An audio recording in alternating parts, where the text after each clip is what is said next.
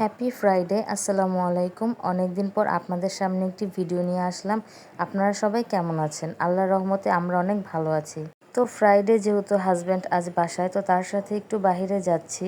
আর আজকের ওয়েদারটা just wow একটা ওয়েদার ছিল। হালকা বৃষ্টি, একটু বাতাস, খুব বেশি ভালো লাগতেছিল। আর এই ওয়েদারে বাইক দিয়ে ঘুরলে তো আর কোনো কথাই নেই। তো আমি আজ এসেছি হচ্ছে একটা কসমেটিক্সের দোকানে। তো মেন হচ্ছে আমার ম্যারেজ ডে, সেই উপলক্ষে আমার হাজব্যান্ড আমাকে একটা শাড়ি গিফট করেছে, বাট তার সাথে ম্যাচিং আমার কোনো চুড়ি নেই। তো আমি এখন একটু চুড়ি কিনতে এসেছি, আর সাথে কয়েকটা লিপস্টিক দেখছি আর কিছু কাজল। মেয়ে মানুষ বলে কথা, কসমেটিক দেখলে আমি যেখানে সেখানে আটকেই যাই। বাট আমার শাড়ির সাথে ম্যাচিং এই দোকানে কোনো চুড়ি পেলাম না। তো কি আর করার, হয়তো অন্য দোকানে যেতে হবে। তো কেনাকাটা শেষ করে বাসায় এসে দেখি দুই ভাই হচ্ছে এখানে দুষ্টামি করতেছে। তো তাদের দুষ্টামি দেখে আমি একটু ভিডিও করে ফেললাম।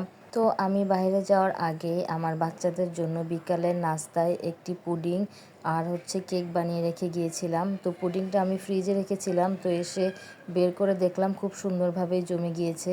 প্রতি ফ্রাইডেতেই আমার বাচ্চাদের জন্য একটি কেক আর পুডিং আমার এখন বানাতেই হয়। এটা যেন একদম আমার রুটিনের মতন হয়ে গিয়েছে।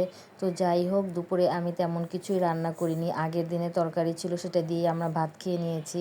তো এখন রাতের বেলা খাওয়ার জন্য কিছুই নেই। তো ভাবলাম আজ যেহেতু ফ্রাইডে আর দুপুরে তেমন স্পেশাল কিছু হয়নি, তো আজ হচ্ছে আমি একটু ফ্রাইড রাইস আর হচ্ছে সবজি রান্না করব। তো এখানে সব সবজি কেটে ধুয়ে রেখেছি, আর এখানে হচ্ছে মাংসটা মেরিনেট করে কিছুক্ষণের জন্য রেখে দিব, দেন তারপর হচ্ছে ভাজবো। তো এখানে আমি সব সবজিগুলো ভালো করে ধুয়ে এখন হচ্ছে একটু হালকা বয়েল করে নিব। দেন এখন আমি রাইস রান্না করার জন্য চালটা ভালো করে মেপে নিচ্ছি। আজ আমি চাষি চিনি গুঁড়া চালটা দিয়ে রান্না করব। তো আমি সবসময় চাষি চিনি গুঁড়া চালটা ইউজ করি। দেন আমি রাইস রান্না করার জন্য পেঁয়াজ, দারচিনি, এলাচি সব কিছু দিয়ে সুন্দর করে ভেজে নিচ্ছি। তো দেন আমার সব কিছু মশলা কষিয়ে এখন হচ্ছে পোলার চাল সবজি দিয়ে পানি দিয়ে দিলাম। তো আমি আজ ফ্রাইড রাইসটা একটু ভিন্নভাবে রান্না করছি।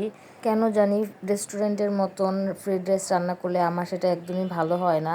তো এরই মধ্যে আমার হাজব্যান্ড আমাকে একটু কাজে হেল্প করছে। ও হচ্ছে সাদা গোলমরিচ যে গুঁড়াটা, সেটা আমার শেষ হয়ে গিয়েছিল, তো সেটাই ও হচ্ছে গুঁড়ো করে দিচ্ছে। আর এরই মধ্যে আমার সবজি রান্নাটাও ডান হয়ে গিয়েছে। তো খুব সুন্দর একটা স্মেল বের হয়েছে, আর বাসায় এসে খুব বেশি গরম লাগতেছিল। তো আপনারাই দেখেন কালারটা কি খুব সুন্দর এসেছে। তো আমি আজ ফ্রাইড রাইসটা এবং সবজিটা নিজের রেসিপি দিয়েই রান্না করেছি, কোনো ইউটিউব দেখে রান্না করিনি।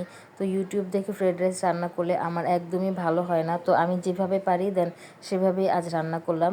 দেন এখন হচ্ছে আমি চিকেনটা ভালো করে ভেজে নিচ্ছি একদম বাদামি কালার করে। তো চিকেনটাও আজ আমি একটু ভিন্ন রকমভাবে ভেজেছি, কারণ আজ কোডিং করানোর এরকম সময় ছিল না, যেহেতু একটু বাইরে গিয়েছিলাম আর বাচ্চাদেরও ক্ষুধা লেগে গিয়েছে। তো তাড়াহুড়া করে দেন রান্নাটা করে ফেললাম। তো এখানে হচ্ছে আমার হাজব্যান্ডকে খাবার আমি সার্ভ করতেছি, তো আমি একটু সাজিয়েই দেন তাকে দিচ্ছি।